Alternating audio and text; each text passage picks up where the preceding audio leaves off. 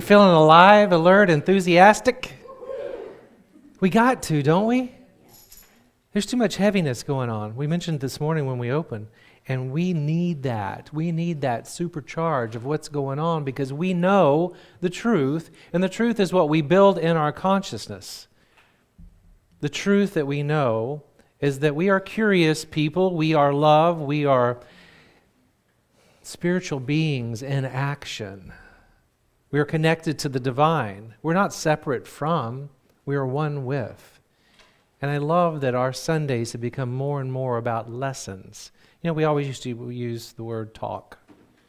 And I've shifted from that because Reverend Barbara and I both are teachers. And so that's what we want. We want it to be a classroom where we come together and we teach and we learn and we grow together because we're all on a journey, each one of us every day. And the more you get curriculum it may be in the news, it may be something in a relationship or family, that's curriculum being given to us to say, how am I going to show up with this angst, this worry, this fear, this anxiety within me? The last few weeks we've been talking a lot, the whole beginning of the year, about the 5 principles. And I'm going to ask again for a show of hands. 5 principles is familiar to you? Or what the heck's 5 familiar? Okay, so we know. So I'm kicking off a class this Wednesday, as you heard, that's going to dive in 5 weeks of principle each week. And it's not a book study. We're going to use a book as a reference, but we're going to really build community about what it is to embody a principle. What does that mean? And really what happened was Charles and Myrtle Fillmore, co-founders of Unity, had so much truth teachings and so much work that it wasn't until the late 80s that their great-granddaughter said, we need to distill this down into something people can walk away with and say, what is it? How do you do it? So the 5 principles are not anything that's revolutionary. It's something that's truth principles from ancient times. But in Unity, we distilled it down into active pieces. Today is going to be a lot about the 5th principle. We talk about 1. God is everywhere present. Our statement of faith is the first principle. God is everywhere present. All there is God. And in our class, we're going to dig into, but how do you call this God if this and this and this is happening? So we're going to do a deep dive. Second principle, we are spiritual beings. We have to know that we are one with God, not separated from God. The third is really the toolbox. It's really about our thoughts have creative power. Now, I just want to warn you. Some people will say, yeah, but I've been having some really anxious thoughts lately. Of course you are. Of course we do. It's when we set up house and we live there. We don't want to live there. Worry, fear, anxiety, unforgiveness. We want to move past that and do our healing work around it. The fourth is the core toolbox for Unity. It's the grounded place and the foundational place of affirmative prayer. Different than maybe we've grown up with, maybe I grew up with, affirmative prayers quite differently. It's declaring the truth, just like our One Heart song that we just sang. We are declaring that to be true. We're not asking, I hope people can see that we are one heart and I hope the world will be healed. No, we are declaring it is so. So affirmative prayer knows it now, and then we watch it show up. And we see it happen in our lives. So therefore, the 5th principle is really about the practice. What we say is that's putting feet to our prayers, putting it into action. The 5th principle is often described, especially in our first core textbook, as Lessons in Truth. That's Emily Cady. And our early teachers, our early founders used the word demonstration a lot. And I love that word especially. It's the principle of demonstration, turning belief, understanding, and lived experience into the reality of what we see before us.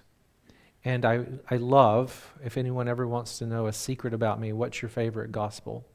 Matthew. What's your favorite scripture? Matthew 5:14. It always has been. It's in my pocket, it's in my heart. Matthew 5:14, Jesus really gives us the exact language for our 5th principle. You are the light of the world. Do you know that? You've heard me ask you this before. Sometimes that's hard to take on. If I'm the light of the world, what am I supposed to do with it? Well, shine.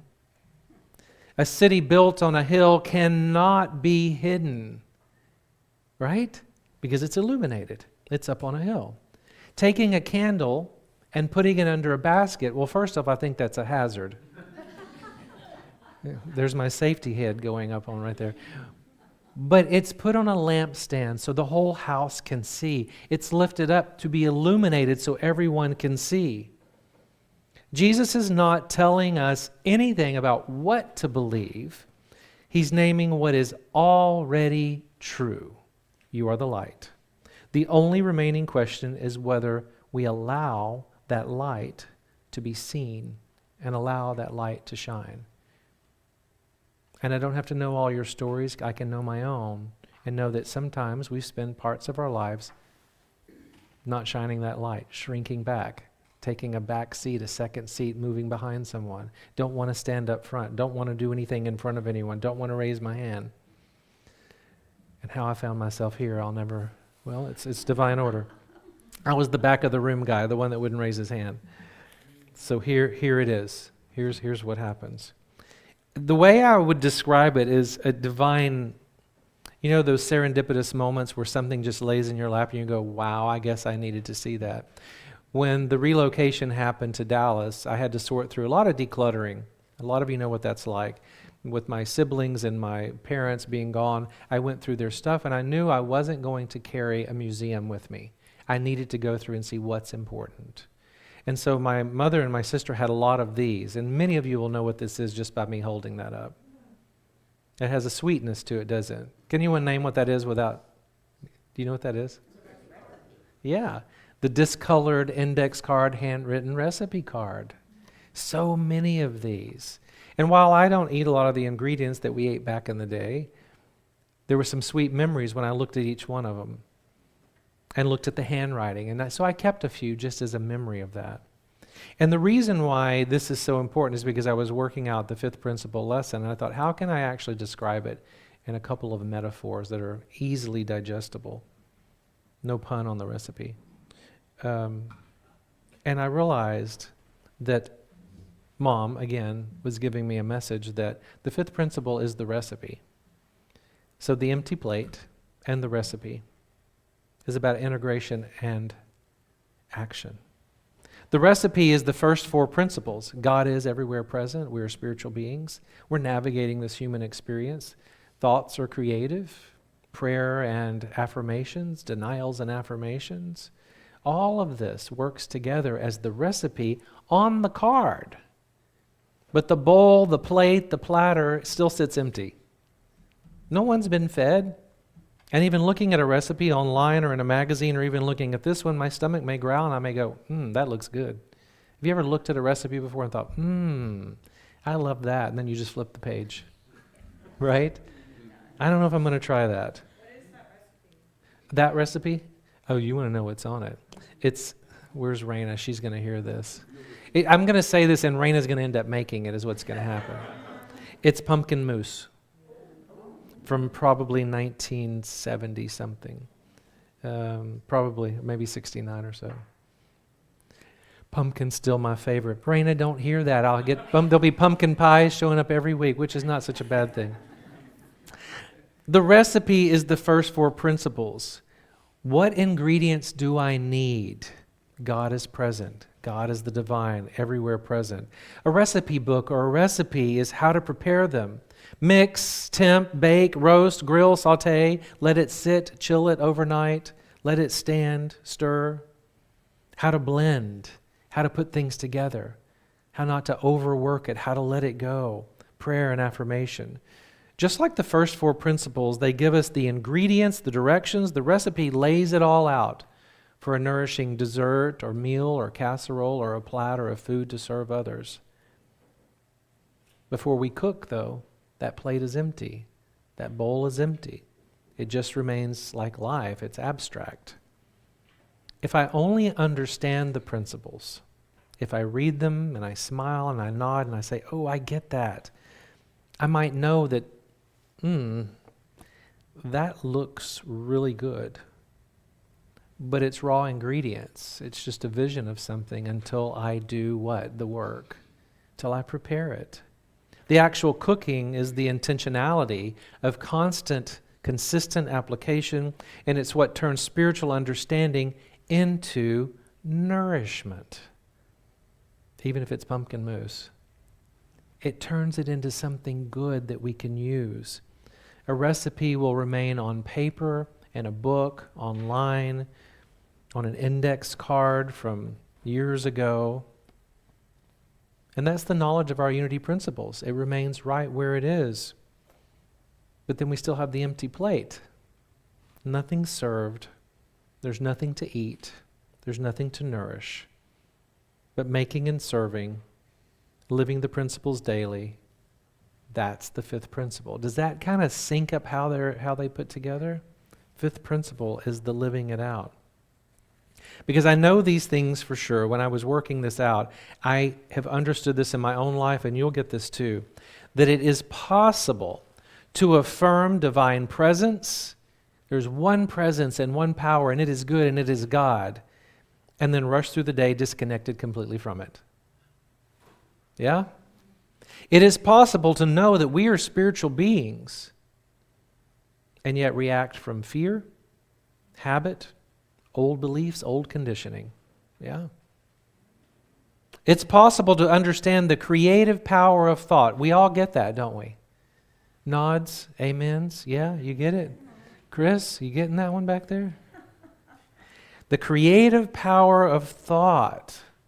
We know that.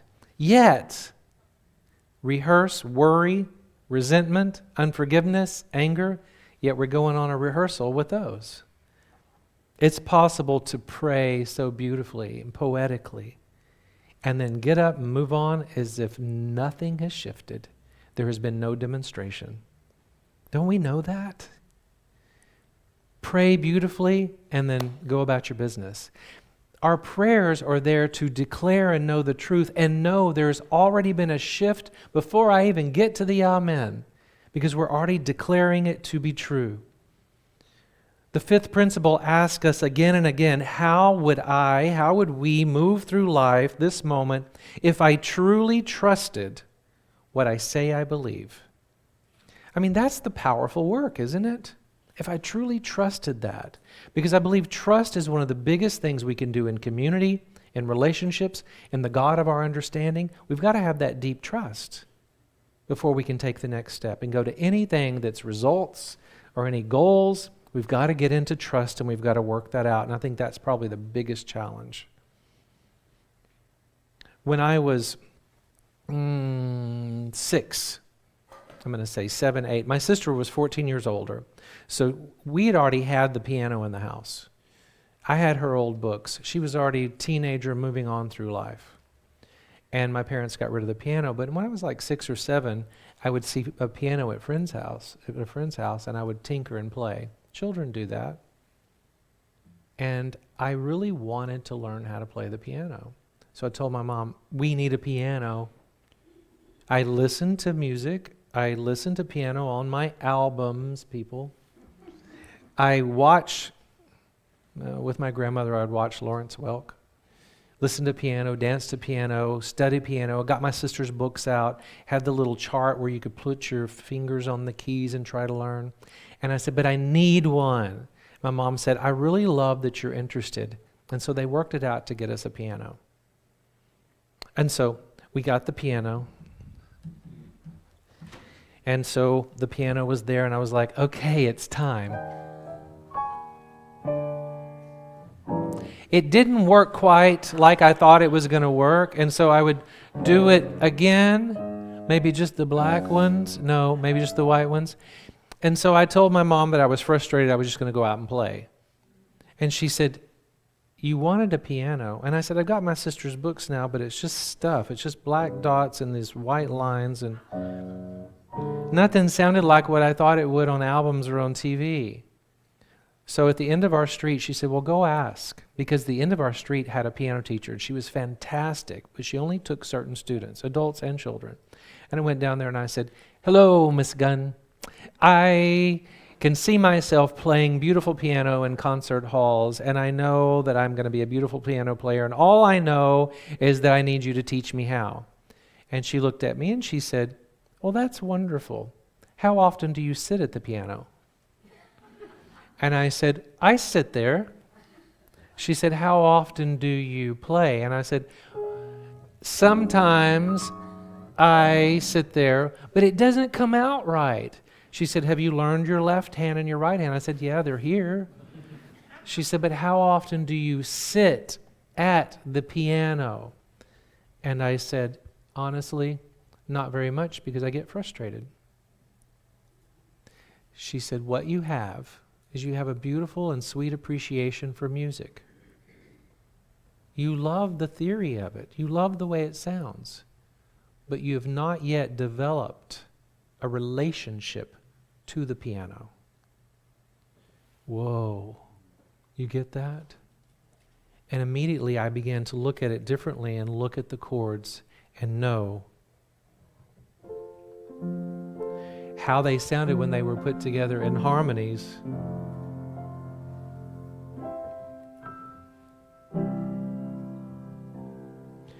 And how I could do runs and then began looking at the hymns from church and began looking at things on music that would make sweet music and beautiful tones.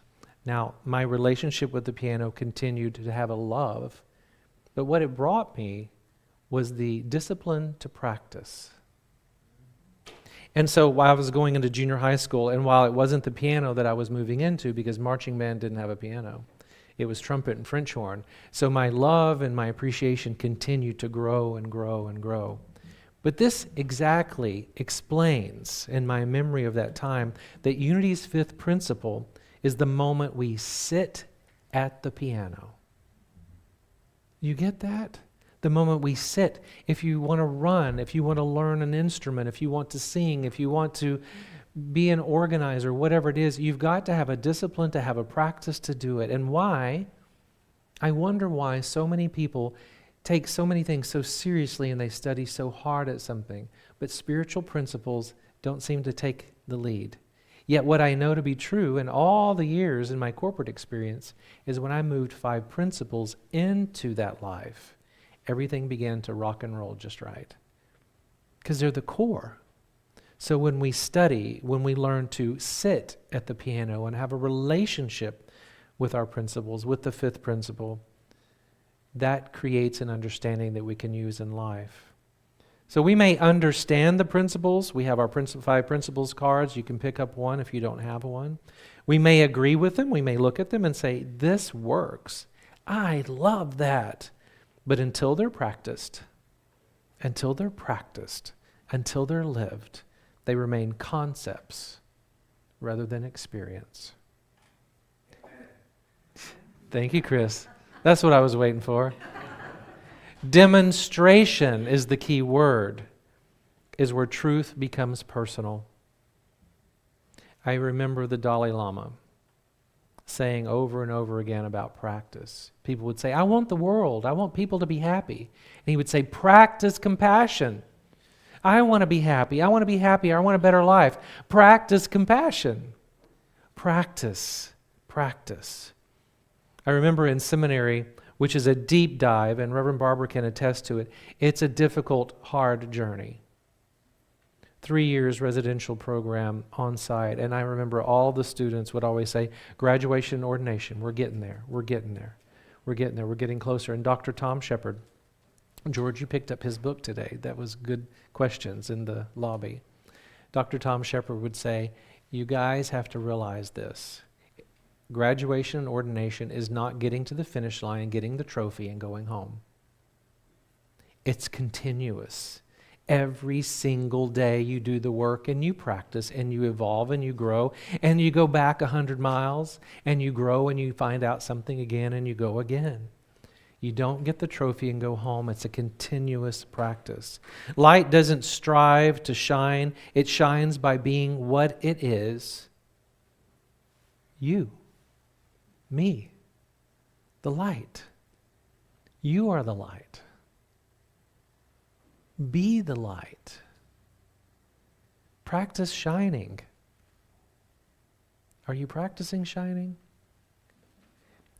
Agree with me with a show of hands if you promise this week to practice shining your light. In the least, it doesn't matter what you do. Practice it. See someone. Acknowledge someone. Say, hey, how's it going? I went up to A Course in Miracles today, and everyone was wrapping up, and all these stories were coming up, and I was like, really? Really? Really? All these neat divine connections is so powerful. That's what we're here to do. Be the light. Always remember, I say at every service when I close, that you matter. And this is a big part of the you matter. You matter on the sacred journey that we're all on. You can call it Unity on Greenville, McComas and Greenville. You could say that. But it's the greater collective consciousness that we are building, and each one of us are on that journey. And we need each other to do this work. That's how we shift what we see occurring. That's how the good rises to the surface. Just like a good recipe. You are sacred, each one of you. You were called here on the planet at this time right now to shine your light. And always remember, whether you're joining us online later or right here in the sanctuary, some people don't hear this every day, but I want you to hear it now. And if you need a reminder, come ask me and I'll tell you. Hands over your hearts. Breath. You're loved. You're loved. And people need to hear that right now. Just remind them that you are loved.